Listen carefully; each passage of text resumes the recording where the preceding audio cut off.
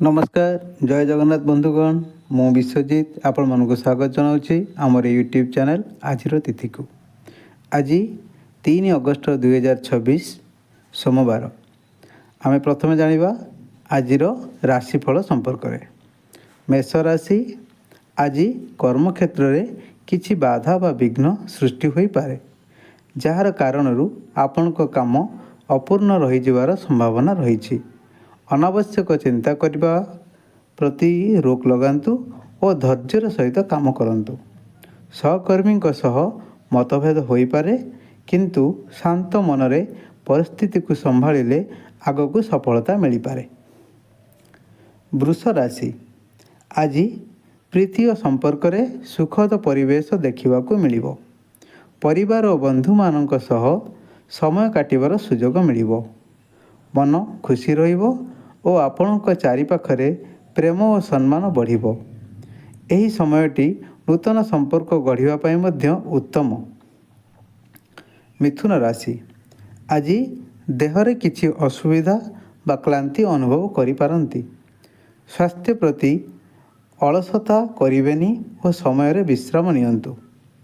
खाद्य और जीवनशैली प्रति सतर्क रहिले आपण शीघ्र सुस्थ हेबे। मन को शांत रखिबा आवश्यक। कर्कट राशि आज आपणक जश और प्रतिष्ठार किछि असुविधा आसीपारे। केही आपणक काम को भूल भाव में बुझीपारती सेथिपाई निज काम को सठिक भाव करने उचित और अनावश्यक विवादरू दूरे रहिबा भल। धैर्य रखिले परिस्थिति सुधरिबो। सिंह राशि आज मनरे किछि आशंका बा अनिश्चितता रही पारे। भविष्यत नहीं अनावश्यक चिंता हेबो तथापि आत्मविश्वास रखंतु और सकारात्मक भावना धारण करंतु। निजर निष्पत्ति रे दृढ़ रहिले सफलता निश्चित।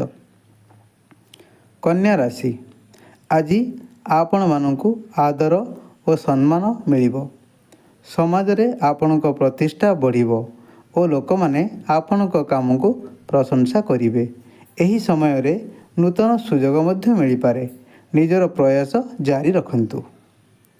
तुला राशि आज किछि दुखद संवाद सुनिबाकू पड़ी पारे जार कारणरू मन अशांत हेबो। एही समय रे धैर्य और साहस रखिबा आवश्यक। परिवार सहयोग आपणकू शक्ति देव। बिछा राशि आज द्रव्य क्रय करिवार जोग रही। नूतन वस्तु किणिबारे आग्रह बढ़िबो किंतु अनावश्यक खर्चरू सतर्क रुहंतु और योजना करी खर्च करंतु।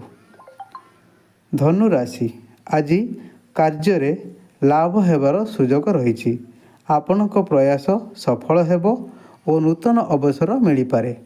एही समय रे नूतन काम आरंभ करिबा उपयुक्त। मकर राशि आज सुख और संतोषर अनुभूति हेबो। परिवार रे शांति रहिबो और मन खुशी रहिबो। आपणक काम रे संतुष्टि मिलिबो।